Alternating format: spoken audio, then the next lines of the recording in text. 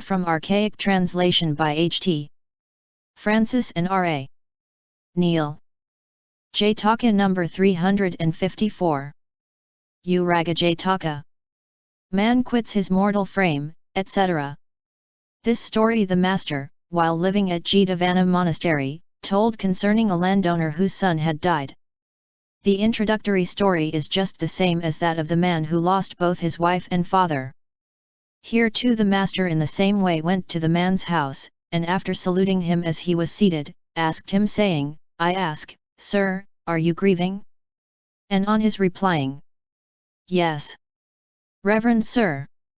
Ever since my son's death I grieve," he said, "Sir, truly that which is subject to dissolution is dissolved, and that which is subject to destruction is destroyed. And this happens not to one man only, nor in one village merely, but in countless spheres, and in the three modes of existence. There is no creature that is not subject to death, nor is there any existing thing that is capable of abiding in the same condition. All beings are subject to death, and all worldly things are subject to dissolution. But sages of old, when they lost a son, said, that which is subject to destruction is destroyed, and grieved not." And on this at the man's request he told a story of the past. Once upon a time when Brahmadatta was reigning in Benares, the Bodhisattva was born in a Brahmin household, in a village outside the gates of Benares, and rearing a family he supported them by field labor. He had 2 children, a son and a daughter. When the son was grown up, the father brought a wife home for him from a family of equal rank with his own. Thus with a female slave they composed a household of 6.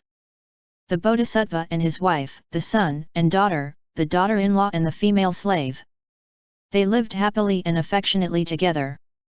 The Bodhisattva thus advised the other 5. "According as you have received, give alms, observe holy days, keep the moral law, dwell on the thought of death, be mindful of your mortal state.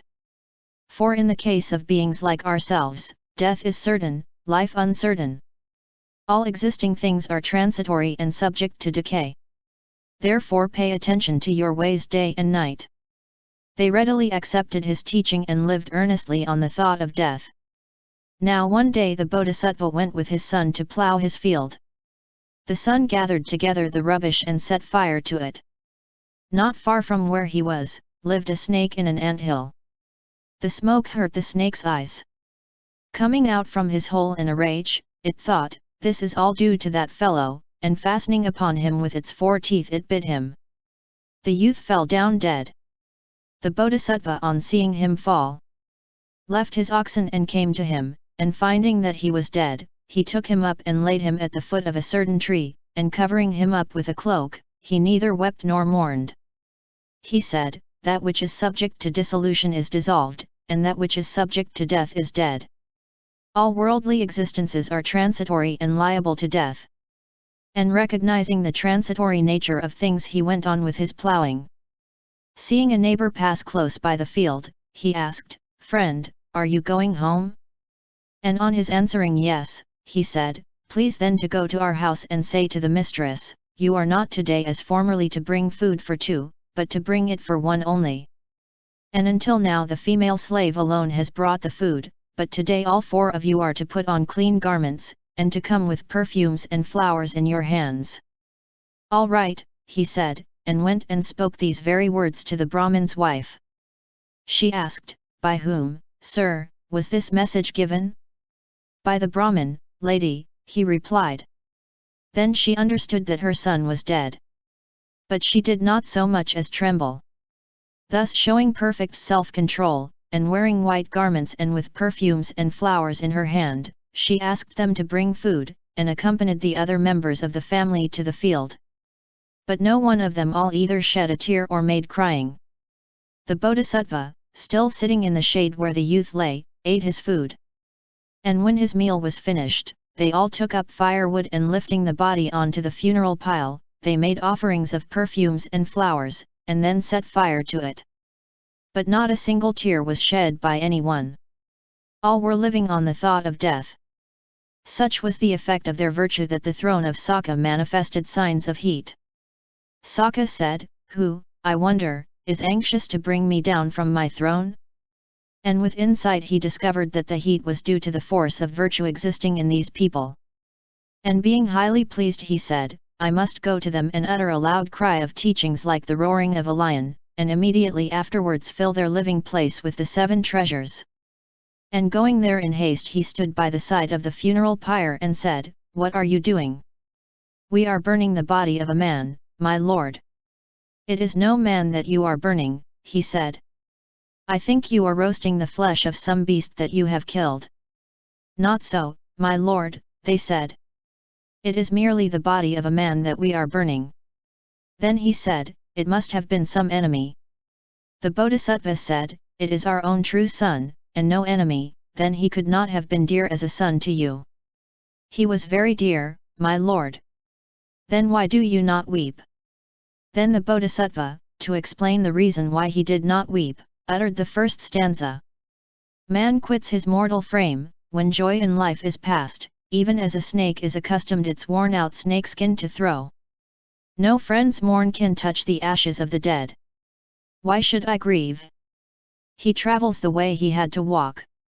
Sakka, on hearing the words of the Bodhisattva, asked the Brahmin's wife, How, lady, did the dead man stand to you?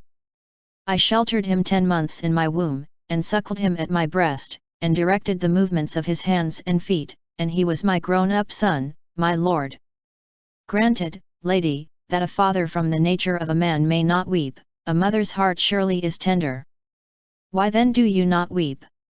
And to explain why she did not weep, she uttered a couple of stanzas. Uncalled he here came, unasked soon to go. Even as he came, he went. What cause is here for suffering? No friend's mourn can touch the ashes of the dead. Why should I grieve? He travels the way he had to walk. On hearing the words of the Brahmin's wife, Sakka asked the sister. Lady, what was the dead man to you? He was my brother, my lord. Lady, sisters surely are loving towards their brothers. Why do you not weep? But she, to explain the reason why she did not weep, repeated a couple of stanzas. Though I should fast and weep, how would it profit me? My friends and family, alas, would more unhappy be. No friend's mourn can touch the ashes of the dead. Why should I grieve? He travels the way he had to walk. Sakka, on hearing the words of the sister, asked his wife. Lady, what was he to you? He was my husband, my lord.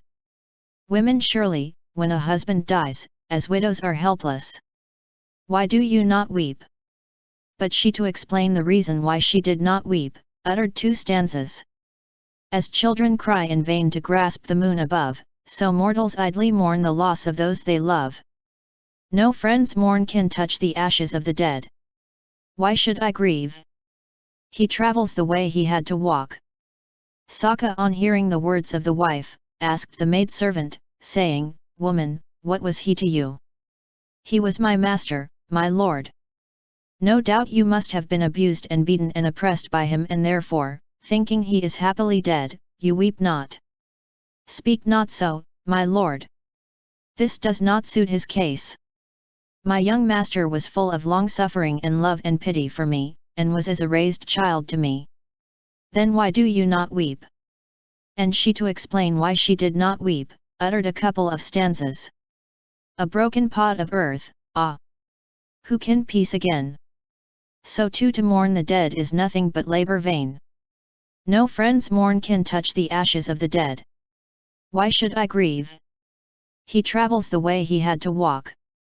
Sakka, after hearing what they all had to say, was greatly pleased and said, You have carefully lived on the thought of death. From now on you are not to labor with your own hands.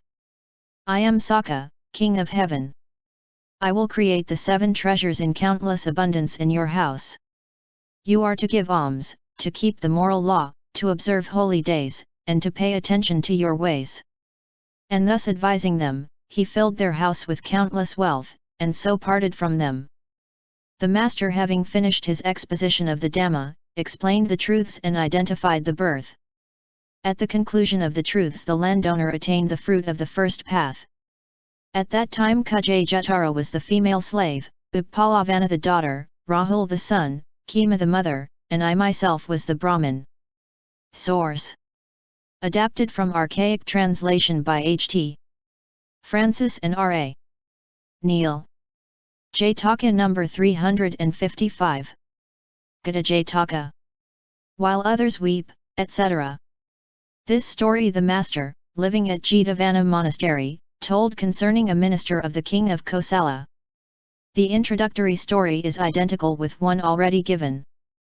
But in this case the king, after giving great honor to a minister who served him well, gave ear to certain mischief makers and had him seized and thrown into prison. While he was lying there, he entered upon the first path. The king, becoming aware of his great merit, released him. He took a scented garland and coming into the presence of the master, saluted him and sat down. Then the master asked if some evil had not happened to him. Yes, reverend sir, he answered, but through evil good has come to me. I have entered on the first path. Truly, said the master, not you only, but sages of old got good out of evil. And with this at his request he told a story of the past. Once upon a time when Brahmadatta was reigning in Benares, the Bodhisattva was born to him as the son of his queen wife. And they called him Prince Ghata. He afterwards acquired a knowledge of the arts at Taxila and ruled his kingdom righteously. Now a certain minister misconducted himself in the royal harem. The king, after witnessing the offence with his own eyes, banished him from his kingdom. At that time a king named Vanka ruled in Shrivasthi city. The minister went to him and entering his service, just as in the former story, gained the king's ear and got him to seize on the kingdom of Benares. After gaining possession of the kingdom, he had the Bodhisattva bound in chains and threw him into prison. The Bodhisattva entered on an ecstatic meditation and sat cross-legged in the air. A burning heat sprang up in the body of Vanka. He came and saw the composure of the Bodhisattva radiant with the beauty of a full-blown lotus, like to a golden mirror, and in the form of a question repeated the first stanza. While others weep and wail, their cheeks with tears stained, why still with smiling face, has Ghata never complained? Then the Bodhisattva, to explain why he did not grieve, recited the remaining stanzas. To change the past all sorrow is but vain, it has no blessing for a future state. Why should I, Vanka, of my sufferings complain? Grief is no helpmeet fit with us to mate. One that is sick with sorrow pines away, his food insipid and distasteful grows, pierced as with arrows, to his grief a prey, he sinks a laughing stock to all his rivals. Whether my home be on dry land or sea, be it in village, or some forest fearful, no sorrow ever shall come near to me, a soul converted can have nothing to fear. But he that lacks completion in himself and is with lust of things of sense lit with fire, not the whole world, with all its dirty ill-gotten wealth, can ever suffice for such a man's desire. Vanka therefore, after hearing these 4 stanzas, asked forgiveness of the Bodhisattva, and restored him to his kingdom and went his way. But the Bodhisattva handed over the kingdom to his ministers. And retreating to the Himalayas became an ascetic, and without any break in his ecstatic meditation was destined to birth in the world of Brahma. The master, having ended his lesson, identified the birth. At that time Ananda was King Vanka, and I myself was King Ghata.